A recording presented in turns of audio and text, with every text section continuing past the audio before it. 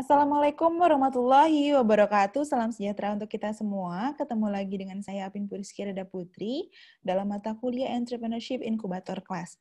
Ya, baik, dalam pertemuan kali ini, dalam video kali ini kita akan membahas mengenai apa itu analisa pasar, analisis pasar.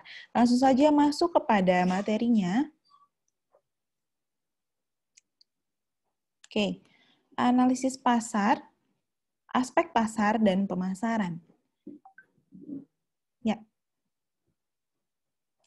Jadi di dalam analisis pasar ini kita akan banyak membahas mengenai apa itu kaitannya antara proses analisa pasar dan hubungannya seberapa penting hal ini kaitannya dengan kewirausahaan atau entrepreneurship ya. Jadi gampangnya gini, kalau kita mau buka sebuah usaha itu pasti kita penting untuk kita membuat analisa pasar terlebih dahulu. Jadi kita akan lebih banyak membahas mengenai jenis-jenis pasar, kemudian kita akan juga membahas mengenai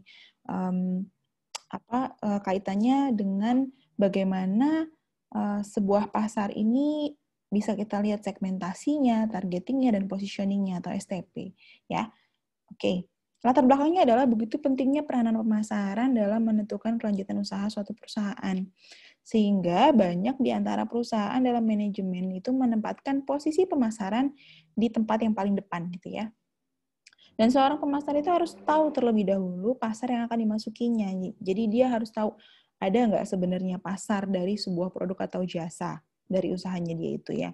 Seberapa besar pasarnya itu, kemudian potensinya bagaimana, dan market share-nya seperti apa. Jadi istilah market share itu kurang lebih contohnya seperti ini. Ketika sekarang itu sedang banyak sekali bisnis coffee shop ya. Nah, kedai kopi. Ketika kita lihat misalnya di Bandar Lampung saja, di dalam satu daerah, dalam satu jalan yang sama, sekian kilo gitu ya, itu 1 kilometer aja itu bisa terdiri dari banyak, di dalamnya itu di 1 kilo itu bisa banyak sekali coffee shop yang buka di sana.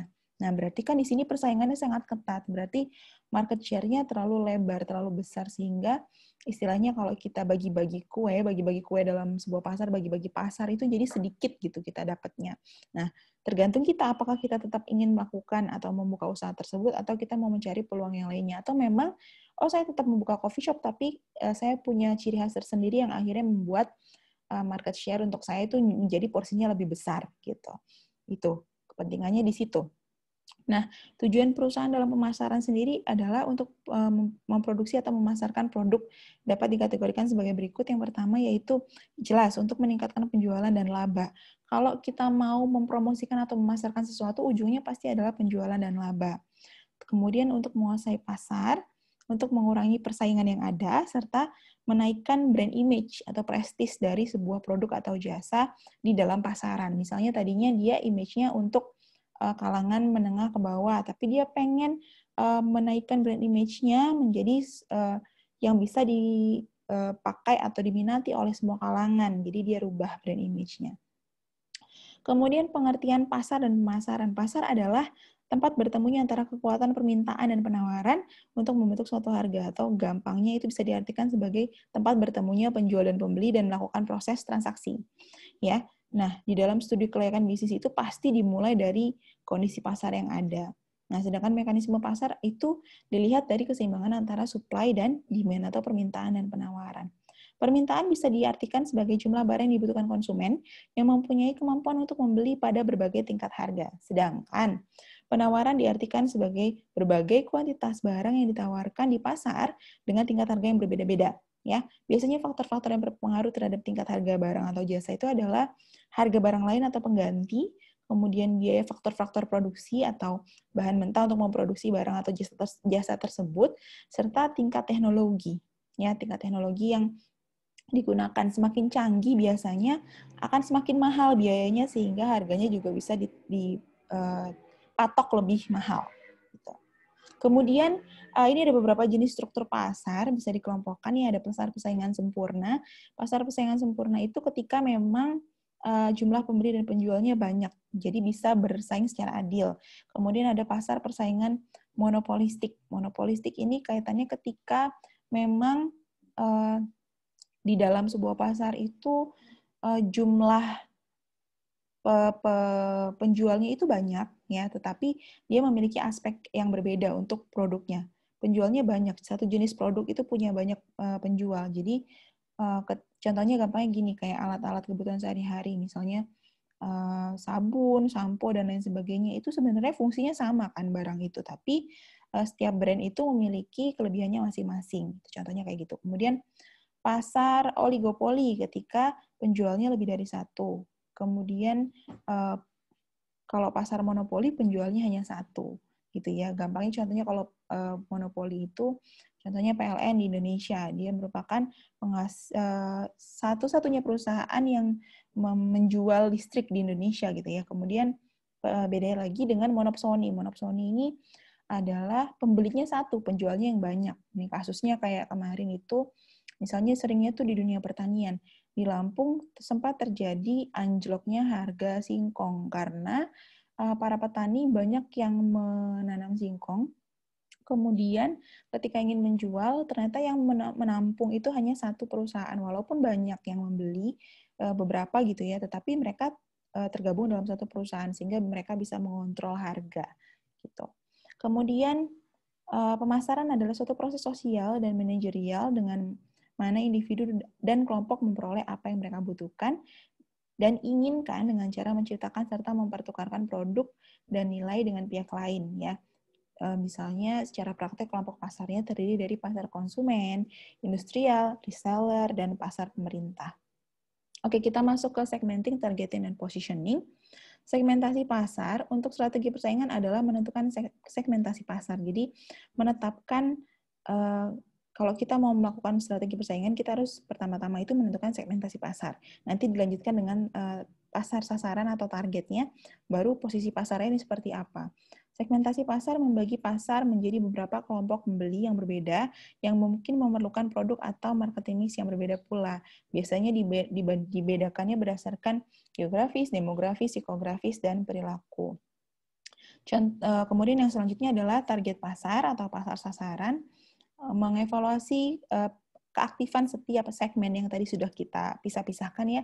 Kemudian kita pilih salah satu segmen itu atau lebih dan kita fokus di dalam pasar yang akan kita layani itu. Jadi kalau kita udah lihat, oh segmennya adalah 1, 2, 3, 4, 5 misalnya. Tapi kita mau fokus sama target pasar yang 4 dan 5 saja. Seperti itu contohnya. Kemudian kegiatan menetapkan pasar itu meliputi evaluasi segmen pasar, ya, meliputi ukuran dan pertumbuhan segmen, struktural segmen, serta sasaran dan sumber daya perusahaan. Kemudian memilih segmen, ya, meliputi pemasaran serba sama, pemasaran serba aneka, dan terpadu. Nah, kalau sudah tahu segmennya, kita tentukan target pasarnya. Yang ketiga adalah menentukan posisi pasarnya, ya, posisi kompetitif untuk produk atau suatu pasar. Jadi, posisi produk adalah bagaimana suatu produk ini didefinisikan oleh konsumen atas dasar atributnya.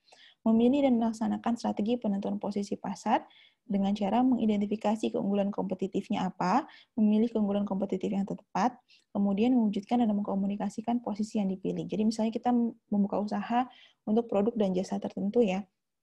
Kemudian kita lihat, pesaingnya ini berapa banyak, posisi kita di pasar seperti apa, apakah leader, apakah follower, apakah kita memang pelopor, atau bagaimana. Kemudian kita lihat apa keunggulan kompetitif yang kita miliki. Ya, kemudian kita pilih keunggulan kompetitif yang tepat untuk kita, dan kita komunikasikan apa yang kita punya tadi kepada pasarnya gitu. Jadi kita bisa si calon konsumen atau masyarakat ini bisa menilai bahwa kita ada pada posisi pasar yang seperti ini. Bagaimana dengan mereka bisa membandingkan kita dengan pesaing. Oke, kemudian selanjutnya ada strategi bauran pemasaran atau marketing mix ya. Jadi ini ada produk, harga, promosi, distribusi. Tapi sebenarnya ada beberapa teori ya. Ada 4P, ada 8P, ada 9P. Nah, di sini bisa dilihat kalau 4P itu ada product, price, place, promotion. Dari mulai produk, harga, tempat, atau dan promosi, kemudian ditambah dengan 8P, ditambah dengan people, proses, physical evidence, dan public relation. Jadi orangnya bagaimana, prosesnya bagaimana, tempatnya bagaimana, atau physical evidence itu apa yang bisa dilihat secara langsung ya. Kemudian secara fisik gitu. Kemudian public relation-nya seperti apa, dan 9P ditambah dengan power. Oke. Nah, perceived value pricing adalah harga yang ditentukan oleh kesan pembeli, persepsi pembeli terhadap suatu produk yang ditawarkan. Gampangnya seperti kayak gitu. Nah, adapun modifikasi harga atau diskriminasi harga dapat dilakukan berdasarkan menurut pelanggan. Kita bisa buat diskriminasi harga berdasarkan pelanggan, apakah ini loyal apa enggak misalnya. Berdasarkan produknya, apakah ini produk baru atau produk lama, kemudian menurut tempatnya, dijualnya di mana, disesuaikan dengan ongkirnya misalnya. Kemudian menurut waktu, apakah ini sudah expired atau bukan sudah expired, sudah mau expired atau enggak, misalnya seperti itu. Kita bisa lebih memberikan diskon kalau memang barang-barang ini sudah hampir expired dan lain sebagainya gitu ya. Kemudian ini ada strategi lokasi dan distribusi. Penentuan lokasi dan distribusi baik untuk kantor cabang, pusat, pabrik, dan gudang. Faktor-faktornya biasanya pertimbangan pembeli dan faktor pasar, kemudian karakteristik produknya, tahan lama atau enggak ketika dilakukan distribusi gitu ya. Kemudian faktor produsen atau pertimbangan pengawasan dan keuangan. Kemudian ada strategi promosi, ada 4 macam sasaran promosi yang dapat digunakan. Ada periklanan, promosi penjualan, publisitas, dan penjualan pribadi. Masih banyak lagi strategi promosi yang bisa dieksplor, apalagi sekarang sudah secara online ya, semua pakai sosial media, dan sudah banyak sekali praktek-praktek promosi terbaru, misalnya dengan menggunakan influencer, kemudian endorsement, dan lain sebagainya. Oke.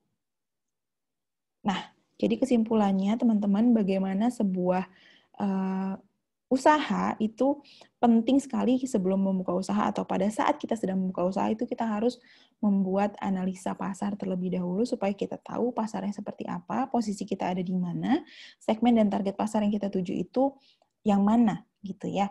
Jadi kita bakal bisa meramalkan atau menilai dan merencanakan kira-kira pasar kita ini yang akan kita bangun usaha kita ini bisa sebesar apa prospeknya gitu ya.